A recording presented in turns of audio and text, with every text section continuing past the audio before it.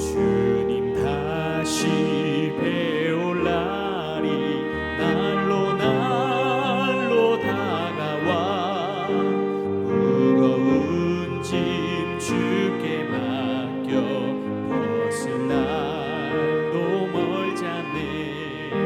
나를 위해 예비하신 고향 집에 돌아가 아버지의 품 안에서 영원토록 살리라.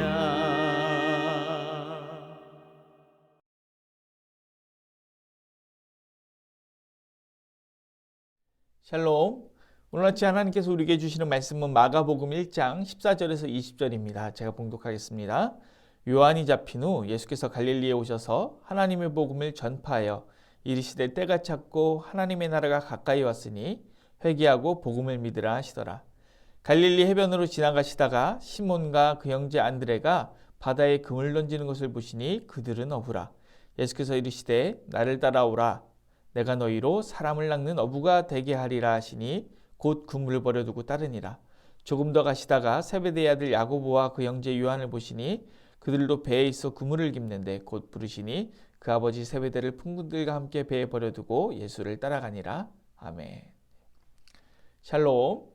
오늘은 마가복음 1장 14절에서 20절 말씀을 한 번 더 묵상했으면 좋겠습니다. 어제는 예수를 따르는 삶에 대해서 제자들이 이제 그물과 아버지와 품꾼들을 배에 버려두고 떠났다는 것에 대해서 말씀드렸습니다. 오늘은 예수를 따르는 삶의 단계에 대해서 말씀드리려고 합니다.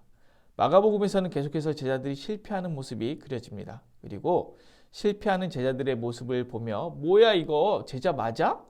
하며 실망하게 되는 일도 발생합니다. 이는 우리가 예수를 따르는 삶에도 단계가 있고 성장이 있다는 것을 이해하지 못했기 때문입니다. 예수님께서 예수를 따르는 삶에 대해서 이렇게 말씀하십니다. 마가복음 8장 34절 35절입니다. 무리와 제자들을 불러 이르시되 누구든지 나를 따라오려거든 자기를 부인하고 자기 십자가를 지고 나를 따를 것이니라. 누구든지 자기 목숨을 구원하고자 하면 잃을 것이요 누구든지 나와 복음을 위하여 자기 목숨을 잃으면 구원하리라. 나를 따라오려거든 자기를 부인하고 자기 십자가를 지고 나를 따를 것이다. 그리고 이어서 무엇을 말씀하십니까? 자기 목숨을 구원하고자 하면 잃을 것이요 예수와 복음을 위하여 자기 목숨을 잃으면 구원하리라. 여러분, 이것이 예수를 따르는 삶의 이 최고봉인 것이죠. 즉 모든 것을 버리고 예수를 따른다는 것의 끝에는 자기를 부인하고 십자가를 지고 목숨까지 버리는 것을 의미합니다. 왜냐하면 예수께서 먼저 그러한 삶을 사셨기 때문입니다. 그리고 우리는 이 길을 따라가는 사람들입니다. 이 길을 따라가는 것의 끝에는 목숨까지 버리고 예수를 따르는 것을 의미하는 거죠. 오늘 제자들은 예수를 따르는 삶을 선택했습니다. 그물도 버렸습니다. 품꾼과 아버지도 버렸습니다. 배까지 버렸습니다. 그러나 마가복음은 이것을 최종으로 보지는 않습니다. 제자들의 성장 과정을 그려줍니다. 제자들은 주님을 따르면서 천천히 주님의 사역을 배우고 본받아갑니다. 그 가운데 부족하고 연약한 모습들도 많이 드러나지만 점점 성장하는 것이죠. 예수님을 따르는 것은 갈수록 힘들어집니다. 왜 힘들어질까요? 예수님이 걷고 계신 길의 목적지가 부귀, 영화, 명예, 번영에 있는 것이 아니라 십자가 죽음에 있기 때문입니다. 그리고 그 십자가 죽음을 앞두고 주님과 베드로는 이런 대화를 합니다. 마가복음 14장 27절에서 31절입니다. 예수께서 제자들에게 이르시되 너희가 다 나를 버리리라. 이는 기록된 바 내가 목자를 치리니 양들이 흩어지리라 하였습니다. 그러나 내가 살아난 후에 너희보다 먼저 갈릴리로 가리라. 베드로가 여쭤오되 다 버릴지라도 나는 그리하지 않겠나이다. 예수께서 이르시되 내가 진실로 내게 이르노니 오늘 이 밤이 닭이 2번 울기 전에 네가 3번 나를 부인하리라. 베드로가 힘있게 말하되 내가 주와 함께 죽을지언정 주를 부인하지 않겠나이다 하고 모든 제자도 이와 같이 말하니라. 예수님께서는 제자들이 다 주님을 버리고 떠날 것이다 이렇게 말씀하십니다. 그러나 베드로는 내가 주와 함께 죽을지언정 주를 부인하지 않겠다고 힘있게 말했고 제자들도 다 똑같이 말했습니다. 그러나 베드로는 어떻게 됩니까? 여러분이 아시는 바와 같이 다 도망갑니다. 마가복음 14장 50절입니다. 제자들이 다 예수를 버리고 도망하니라. 여러분, 제가 어제 우리가 주를 위해 무엇을 버릴 수 있는지 고민해야 합니다. 그래서 이 고민을 빨리 끝내야 됩니다. 미리 해야 됩니다. 말씀드렸습니다. 지금 고민해야 우리의 삶에 그런 순간이 왔을 때 바로 우리가 순종할 수 있다고 했습니다. 그런데 오늘은 이 고민을 넘어서 실행에까지, 순종에까지 이르는 과정에 대해서 말씀을 드리려고 합니다. 베드로는 스스로 결단했습니다. 주를 위해 목숨을 버리겠다. 그러나 결국에는 예수님을 부인했습니다. 무엇이 문제였을까요? 복음서를 전체적으로 살펴보면 아시겠지만 특별히 마가복음에서는 제자들의 부족한 모습들이 너무 많이 등장을 합니다. 그런데 사도행전을 보면 어떤가요? 물론 사도행전 안에서도 부족한 모습이 나타나긴 하지만 그와는 달리 훨씬 더 성숙하고 권위 있는 모습을 우리가 볼 수 있습니다. 그 가장 큰 차이가 무엇입니까? 오순절 마가의 다락방 사건으로 성령의 충만함, 그리고 성령의 충만함을 따라 인도하심을 받기 시작했다는 것입니다. 그리고 결국 제자들은 어떻게 됩니까? 대부분의 제자들이 순교를 하게 됩니다. 진짜로 주를 위해 목숨을 버리게 된 것이죠. 그리고 초대교회 전승에 의하면 베드로는 거꾸로 십자가에 못 박혀서 순교했다고 합니다. 예수를 따르는 것이 지적 동의나 정서적 결단의 차원을 넘어서 실제적인 실행까지, 순종까지 가기 위해 가장 필요한 것은 무엇입니까? 예수를 따르는 삶의 성장이 지속적으로 일어나기 위해서 가장 필요한 것이 무엇입니까? 바로 성령의 인도하심입니다. 우리가 성령에 이끌려 계속해서 고민하고 결단해야 하는 것이죠. 제가 19살에 총신대에 들어갈 준비를 하면서 기도할 때 당연히 무엇이라고 기도했겠습니까? 주님, 내가 주를 위해 목숨을 걸겠습니다. 이렇게 결단하고 준비했습니다. 그런데 총신대에 들어가서 이제 1학년이죠. 20살이 되었는데 학교를 가는 길에 버스에서 이렇게 잠시 졸면서 꿈을 꿨습니다. 꿈을 꿨는데 꿈속에서 제가 이게 나무 기둥에 묶여 있고 이제 북한군으로 보이는 사람들이 제 심장에 빨간 표적을 붙여놓고 이렇게 총으로 제 심장을 겨냥하고 있었습니다. 그리고 이렇게 말했습니다. 예수를 시인하면 죽이고 예수를 부인하면 살려주겠다. 제가 처음 신학교를 갔을 때이니 얼마나 사명감에 불탔겠습니까? 그리고 어리지 않습니까? 혈기가 있죠. 패기가 있고. 그래서 그 이전에 고민할 때는 당연히 아무런 망설임 없이 주를 위해 죽겠다고 말할 것이라고 생각했습니다. 베드로가 말한 것처럼 말이죠. 그런데 그 꿈이 얼마나 생생한지 그 순간 얼어붙어서 아무 말도 할 수 없더라고요. 그래서 이러다가 꿈에서 깼습니다. 그리고 이제 그날 밤 동기들이랑 이제 그때 당시에는 산에 가서 산기도를 많이 했는데 학교 뒤 동산에 올라가서 산기도를 하면서 내가 이런 꿈을 꾸었는데 쉽게 대답할 수 없었다 이렇게 나누었습니다.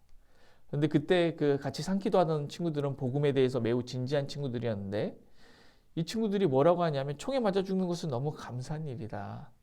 톱에 켜서 죽거나 기름에 튀겨서 죽지 않은 게 얼마나 다행이냐 그러면서 자기 자신들은 총에 맞아서 순교하는 게 꿈이다. 이렇게 말하는 것이었습니다. 그 친구들이 너무 멋있어 보였습니다. 그러나 그러니까 제가 어제 말씀드린 것처럼 주를 위해 어디까지 할 수 있을지 미리 계속해서 고민하는 것이죠.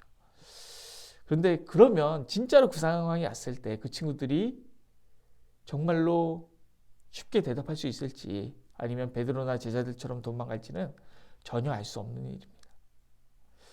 그리고 그 고민을 나누고 기도한 지 지금 16년이 지났습니다. 그러나 저에게는 이 고민이 아직도 있습니다.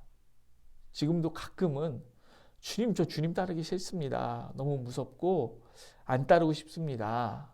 고백할 때가 가끔 있습니다. 왜일까요? 20살 어렸을 때와 달리 모든 것을 버리고 주를 따르는 것에 대한 무게를 더 깊이 실감하기 때문입니다. 그래서 제자들처럼 주를 위해 살면서도 주를 위해 따르는 삶의 이 단계가 다양하고 계속해서 성장해 나가는구나.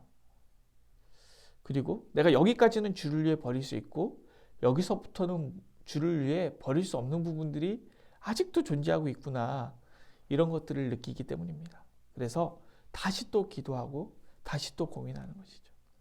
이때 성령의 인도하심을 구하면서 계속 기도합니다. 그러면 이 고민을 가지고 기도할 때 우리 주님께서 저에게 늘 생각나게 하시는 찬양이 있습니다. 무엇이냐면 나의 믿음이 연약해져도 미리에 위한 힘을 주시며 그리고 능치 못한 것 주께 없으니 나의 일생을 주께 맡기면 나의 모든 짐 대신 지시는 주의 영원한 바르지. 하나님께서 이 찬송을 떠오르게 하시면 두 가지 마음이 제 안에 공존해서 생깁니다. 하나는 하나님 너무 치사하십니다. 그리고 또 하나는 하나님 너무 감사합니다. 왜 치사하시냐면 주님이 이렇게 응답을 주시면 어떻게 안 따를 수 있습니까? 내 믿음이 연약해도 힘을 주시겠다. 그리고 내 일생을 주께 맡기면 내 모든 짐을 대신 져주시겠다 말씀하시는데 그러면 안 따를 방법이 없지 않습니까? 그래서 주님 치사하십니다. 이어서는 그래도 주님 감사합니다. 제가 주님을 따를 능력이 없지만 주님께서 내 모든 짐을 대신 주시겠다. 져주시겠다. 그 능력을 주시겠다 말씀하시기 때문에 주님 감사합니다. 그러면서 다시 그 길을 갈 수 있는 힘을 얻는 것이죠. 오늘 주를 따르는 삶이 결코 가볍지 않음을 그리고 죽을 때까지 계속해서 기도하고 고민하면서 다시 결단해야 하는 일임을 깨닫기 원합니다. 그리고 이러한 고민, 이러한 기도 그리고 숱한 실패와 성공의 반복이 지속되면서 우리가 성령의 인도하심을 따라 이 주님을 따르는 삶이 계속해서 깊어지시길 소망합니다. 기도하겠습니다. 사랑이 많으신 하나님 감사합니다. 나의 믿음이 연약해져도 미리 예비한 힘을 주시고 또 나의 일생을 주님께 맡기면 나의 모든 짐을 대신 지시는 주님의 영원한 심판을 의지하며 살게 하여 주시옵소서. 그래서 주를 위해 모두 버리는 것이 가장 큰 은혜라는 사실을 깨닫게 하시고 자기 목숨을 구원하고자 하면 잃을 것이요 또 누구든지 나와 복음을 위하여 자기 목숨을 잃으면 구원하리라. 이 말씀을 진짜로 체험하게 되는 놀랍고 깊은 은혜가 우리 삶에 임하게 하여 주시옵소서. 감사를 드리며 예수님의 이름으로 기도드립니다. 아멘. 오늘 도구기도는 지역사회를 향한 섬김과 구제를 위하여 기도하시겠습니다. 이어서 기도하실 때 담임 목사님 건강 회복을 위하여서 그리고 치료 중에 있는 교회 식구들을 위하여서 또 어려운 가운데 있는 이웃들을 위하여서 그리고 코로나 사태가 조속히 해결되기 위하여서 그리고 오늘 묵상한 말씀을 붙들고 각자의 기도 제목을 가지고 기도하시겠습니다. 기도합니다.